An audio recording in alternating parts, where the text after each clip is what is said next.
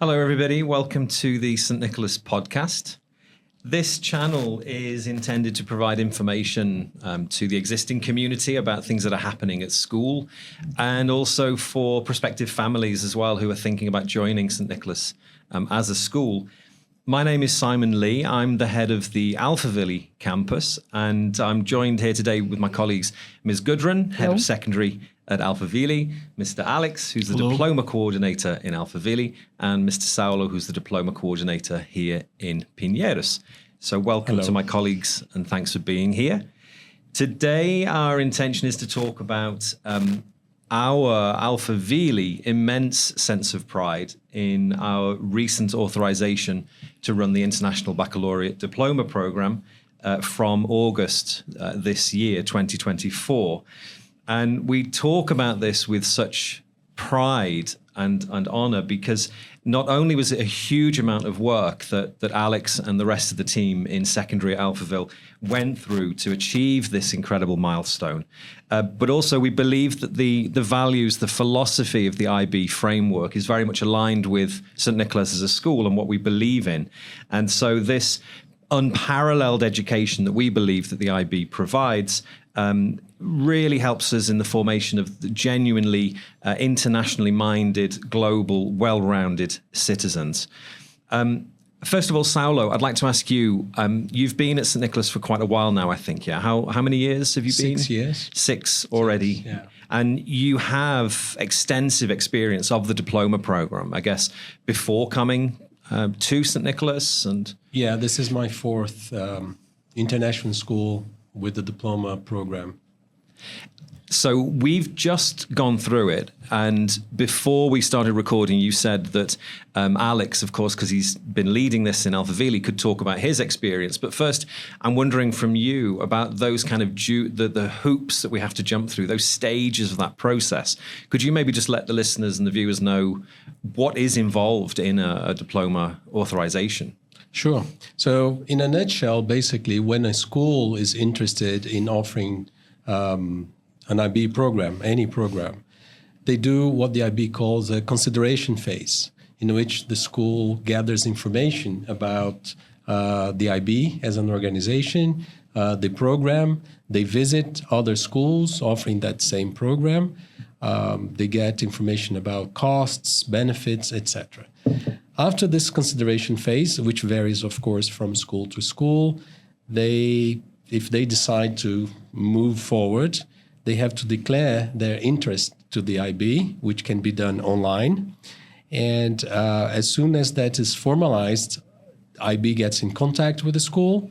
And if they continue the process, they fill out a candidacy application form. So the school becomes a candidate school to offer the program, in which they have to provide documentation and all the requirements that IB demands at that stage.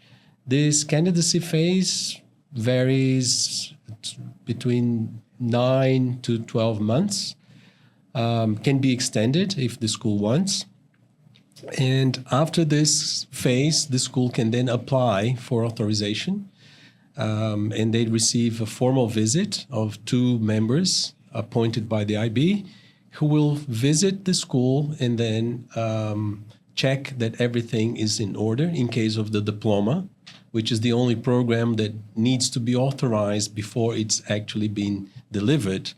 And after the visit, it varies between 2 to 8 weeks. The school receives a letter from the IB confirming the results of the visit and hopefully receive authorization. Mm. And Alex, as we've just been through it, obviously we were delighted to receive that final confirmation of that. Is there anything you could add to Saulo's comments about the whole process that you and the team went through? I think our process went quite smoothly. During each stage, we got quick responses from the IB, which was very positive, and I think it was a team effort. One of the things that made it possible as well is that we basically worked and built on the foundation from the PYP and the MYP program. So we had a lot of benefits being a school that already had these two programs authorized. Yeah. So I think it was a lot of work. It was a lot of work, but it was a team effort definitely that allowed us to get the positive results we did. Yeah. And people might be wondering that so many schools around the world call themselves IB schools. They've gone through a similar kind of process. So those who are offering the diploma program, would they be right in thinking that all schools are the same, all the diploma programs are the same, so they all have the same opportunities? Or is there some kind of subtle difference between the schools? I think there are definitely differences. There are specific standards and practices that are set by the International Baccalaureate that all authorized schools need to comply with. But there are differences in regard to the resources and the facilities and, for example, the culture and the environment per each school. One of the main differences, for example, at St. Nicholas, we offer a wide range of courses. We offer a wide range of courses, and this allows students to follow their specific interests and strengths.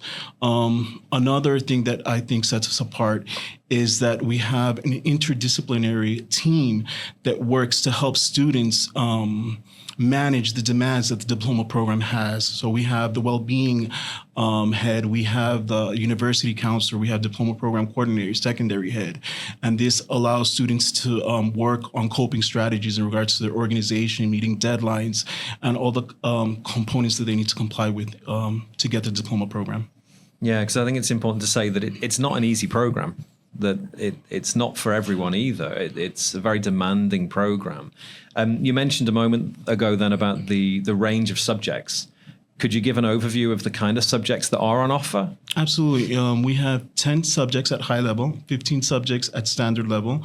In group 1, we have language and literature in English in standard level, Portuguese language and literature standard level and high level.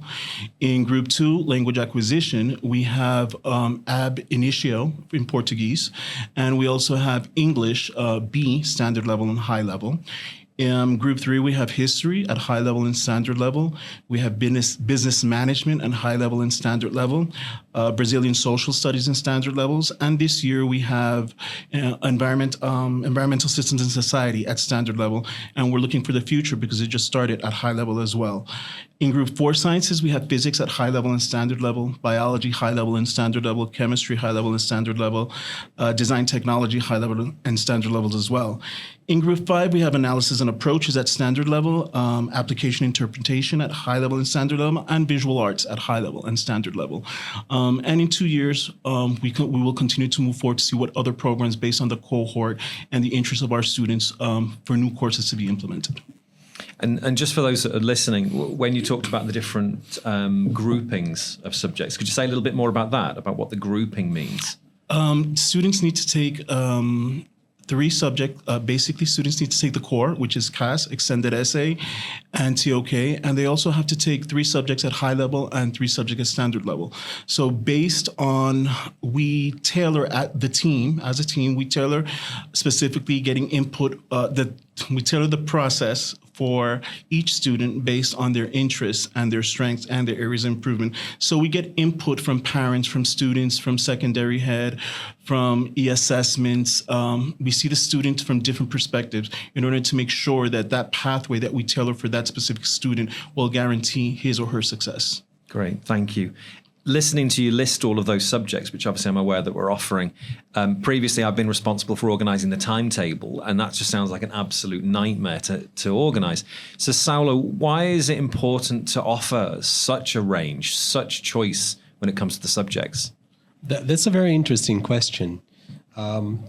First of all, the diploma is an academic program, so it's part of the secondary education.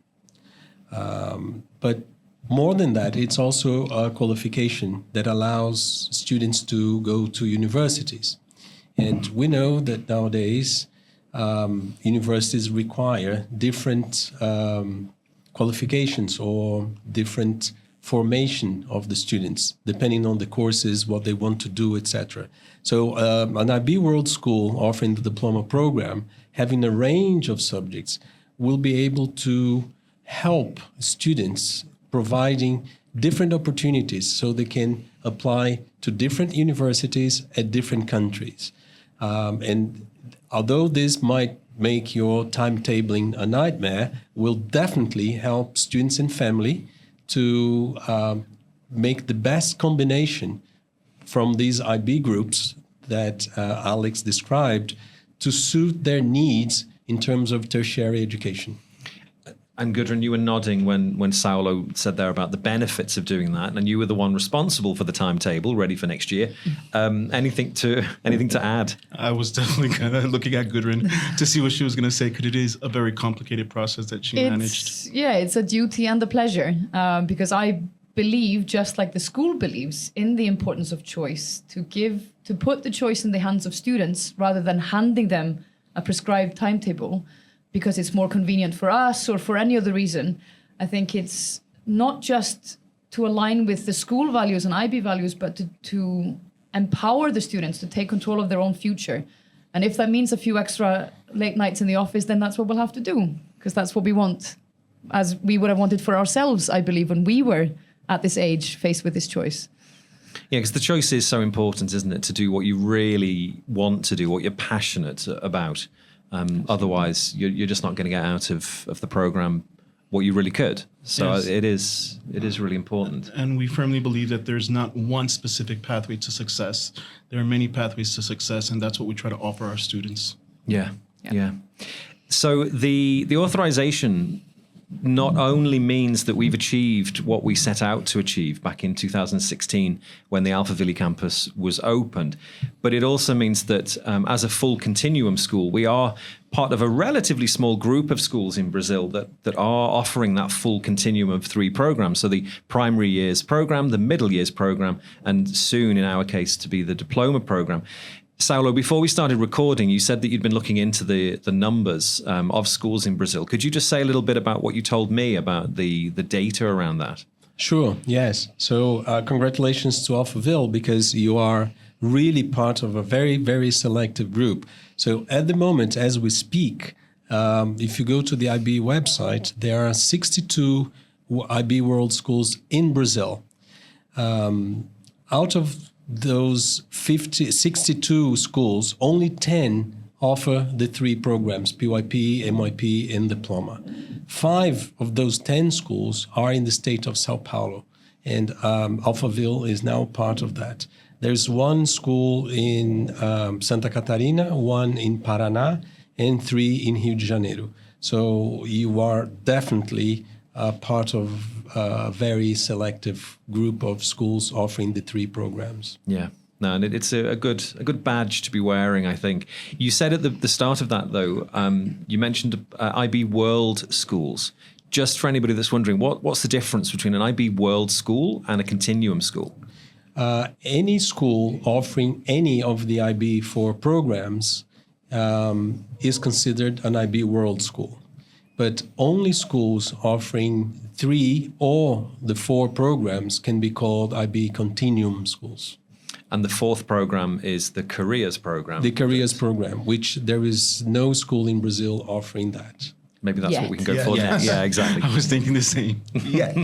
Gudrun, so in 2021, the school went through the middle years program authorization. You were absolutely at the forefront of that. You led the school through that process. So could you talk about your experience then of working in an IB continuum school? What's important for you? What do you believe are the benefits of that? So on and so forth.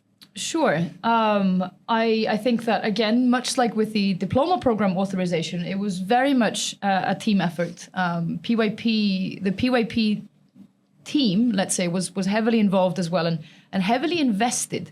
And I think that is what is important, is that we're not sectioning each other off into the 3 programs. We're all committed to making the IB work for us as a school. And that was evident in this process, much as it was in 2021. And then again in 2022, when we went through the PYP evaluation, our first evaluation. So in not that many years, I think in 2018, we became authorized for the PYP. And so since then, we've achieved many great things, but always together and always not just rejoicing in each other's successes, but claiming that success as one belonging to all of us. And I think that's what it comes down to when you are an IB Continuum school. It's through and through. It isn't preparation for the diploma program. That is not what the middle years program is about. And the PYP isn't just coloring until they can finally get to the middle years program. That is really not what it's about. It's about all of us, right down from the earliest early years all the way up to our graduates, is that we're all working together to deliver an IB aligned education where each student is valued as a thinker, as an inquirer, as somebody who uses the ATL skills, who cares about themselves, about others, about the environment, about their education, and makes choices that help them succeed while also considering their impact on others in the process. And I feel like that for us to be able to finally carry the badge of being a continuum school doesn't mean that we can finally say that we are an IB school. I think we always have been, but it's a nice confirmation of what we have always lived for each other, for Alphaville, for Pinheiros, always together, aligned in this mission of delivering through and through IB education. And I'm very proud to say that we've done this together. And we said at the beginning about our alignment with we, St. Nicholas, our alignment with the IB philosophy, the values and so on. You've just then started to speak, I think, a little bit about the kind of the profile of a St. Nicholas graduate. Is there anything you could add to that about the kind of students that come out of this with the diploma? Sure. I'll add my 2 cents, but I think Alex as DP coordinator will have, and of course Saulo as well will have a few things to say. But I think it's important that regardless of whether you are an international school or not, international like St. Nicholas is, or you consider yourself to be more of a local school, let's say, I think it is believing in the value of international mindedness, which doesn't have to mean having an international student body. It is certainly helpful, but it is more the open-mindedness, the acceptance, the willingness to consider other perspectives, to think as per the IB mission and vision is that other people may also be right. And I think that that's a fundamental principle, not just in what we're doing, but in what we want our students to be able to do when they graduate. And it's that global citizenship. We're not educating students to eventually send them abroad. We're educating them to have a mind that travels, that thinks about other things and achieves great things wherever they are in the world.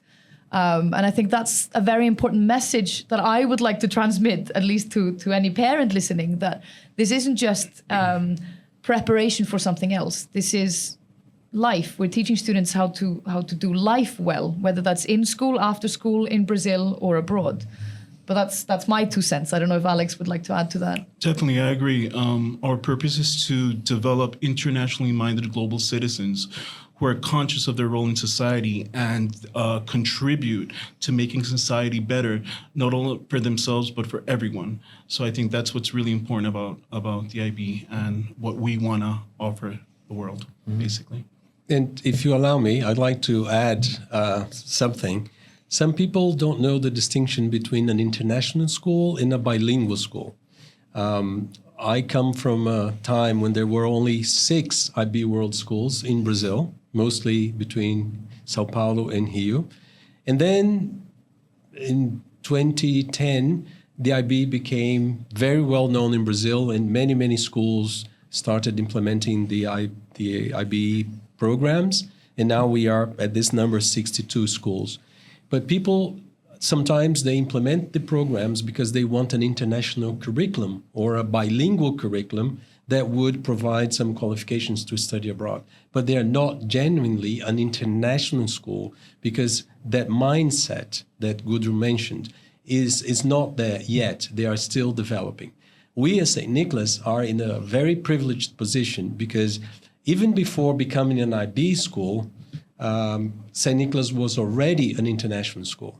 So the IB programs just confirmed the DNA of the school. And as we keep adding programs, like Alphaville has 3, we are moving towards that direction, it just confirms our self as a school to have this international mindedness. And when you said that St. Nicholas was an international school before the IB, so about 20-something years ago, you're talking about the curriculum, the framework that was in place at that time. Exactly. And the community, the teaching community, the learning community, the families, the curriculum, everything that the school was based upon, built upon, was international. So bilingualism is just a tool in that scenario. So we are not helping people to speak 2 languages or 3. We are in international schools, and by default, students will be bilingual or multilingual. And the programs are just a natural consequence of what we already did, and they add to our vision and mission. That's really interesting. Everybody saying that, talking about your experience, your beliefs on international education. Something that Gudrun just mentioned a moment ago as well is about what do students do after the diploma program. And so anybody that's listening to this may be wondering, is it just for families or students who want to study abroad? Obviously, we don't have any graduates yet, but Pinheiros does. So Saulo, could you say a little bit about the kind of the destinations where some of the graduates have gone previously, whether it be Brazil, internationally, and just to give a flavor? Okay, so it's important to say that not all our students, they are at St. Nicholas because they want to study abroad. Some of them want to benefit from this international education, this to learn in our environment that offers unique opportunities. So they study here, they have these skills and the tools, but they might want to study in Brazil. Some years back, the IB Diploma was accepted only by international universities. But more and more, Brazilian universities and institutions received students that came from IB World Schools who did the diploma. And they were intrigued by these students who spoke different languages, had many skills that were not common in secondary students. And they learned about the IB Diploma. So these institutions in Brazil started valuing the IB Diploma. And now we have a range of universities in Brazil that accept the IB Diploma. So today, DP graduate can choose to study in Brazil and abroad. In Pinheiros, most of our students, they prefer to go abroad. The main popular destinations are the United States, Canada, and Europe, any country. There are others who go to Latin American countries, but these are the main destinations. But more and more, students are using their diplomas to study in Brazil. I think I'd like to say, I think what's important is to realize that regardless of where our students study, they are fully prepared to study in Brazil or abroad. They're global citizens who are conscious of global issues worldwide, and this allows them to make the decision where they would like to study. So let it be abroad or here, we give students that are fully prepared, Yeah. And although we don't have any graduates yet, we have been doing a lot of work in Alphaville with our university guidance counsellor, Tessa, to at least get the students talking about that and thinking about possible destinations, possible courses at university. Anything you want to comment on that, about that process so far? I'd like to comment something. It's a work that starts within PSHE lessons from 9th grade. 8th grade, actually. 8th grade, okay. Yes. And it continues through 8th grade, 9th grade, and 10th grade. And there's a strong work done with secondary head, with staff, with the university counselor, with the DP coordinator, again, to tailor that specific pathway for each individual student and what success means for that specific student. And I think that it's important there that, and we emphasize this with the students, with the parents, with the teachers, it's perfectly normal to not know what you want to do. It's to believe that you can, that we're trying to instill in the students. So in 8th grade, we're not talking about what subject you need to study medicine, what grade you need to get into this university. We're talking about what do you want to do, what do you feel capable of doing, and how can we help you get there? And so we don't put the choice of deciding their future in their hands just yet. We teach them how to think about their future. We give them the options, and we teach them the critical mindset necessary to make the choices that are right for them, which perspectives to consider and when, and where to go for more resources, whether that is to find out more about universities, what to do when you're feeling overwhelmed, because that is a natural feeling that comes with this process, and bringing the universities into the school as well for them to see what it's like with their own eyes. And so it's important for any parent or child listening is that we don't come into that expecting students to know. We expect them to want, and then we help them with the other steps in this long but very rewarding process. And it's okay to change their minds, their ideas, than what they might start Yeah. to think about at grade 8. Absolutely. Yes. Because it's so young. And they do. Yeah. But at least to actually start thinking about it, to be aware of possible options when it gets to that point of having to choose their DP subjects. Exactly. It is a process. Yeah, and if I could add, it is important that students, when we talked about the range of subjects on offer, it is important that students choose their diploma subjects based on their strengths and their preferences. Because if they choose their IB subjects based on a particular university or country requirements, they might not enjoy the process and the results will not follow. So it is important that they, through agency, choose what is best for them. And then after results are issued, they will have many, many doors open. So yes, there are many options, but they need to follow their instincts and their preferences. Yeah. I think that's where the team also guides them through the process is important. The university counselor, the secondary head, the teaching staff that sees them in all different subjects and areas. And I think that's important because it helps them as well make correct choices. That real guiding team around the student. Yeah. So a lot of the questions, a lot of the things we're talking about today are based on questions that come up through the likes of our admissions teams. We, both of our campuses run open days for prospective parents to come and visit and find out more about all of the programs and the campus. In your experience, what would be the advice that you would each give to prospective parents who come to visit? The kind of questions they should ask, what should they look out for?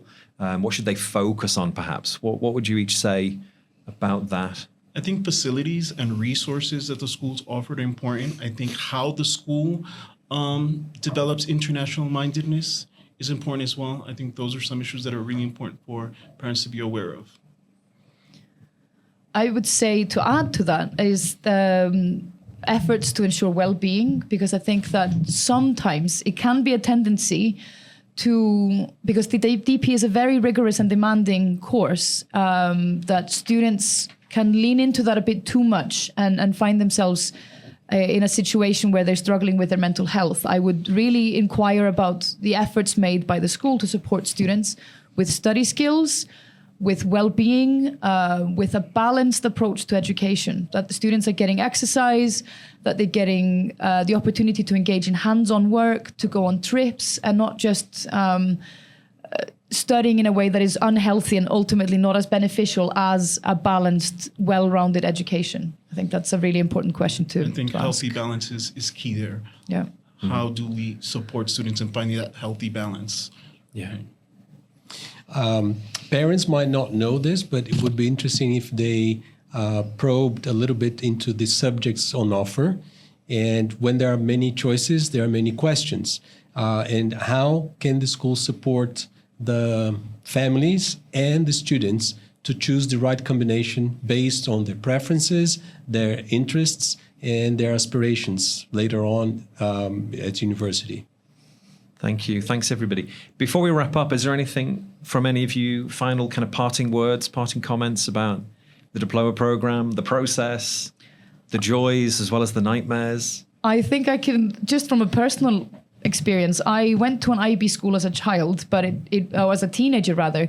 It was a DP school, but I joined the local stream, and I remember admiring the DP students, and I really wish, looking back, that I had done it. Because as a teacher, I see the merits that it brings, and I really wish that I had had the chance to study that for myself. I know it's challenging, I know it's demanding, but I see the payoff in my graduates from other schools, and I've seen this in the graduates from Pinheiros, what wonderful human beings they turn out to be. And I really wish that I'd had the chance to maybe become that kind of wonderful person.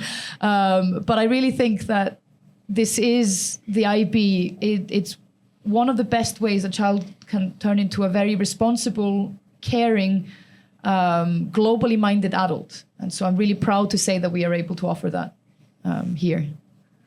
I'd agree with you I wish I'd had the experience. Yeah. I did the more sort of traditional A-level route back in the UK. And But you both turned out pretty good. Don't worry. oh, thank you very much. I agree. Well, Gudrun, Saulo, Alex, thanks very much for sharing your insight, your experience with our listeners today. And everybody that has been listening and watching today, get ready for another podcast coming up very soon. Thanks very much. Thank you. Thank you. Thank you.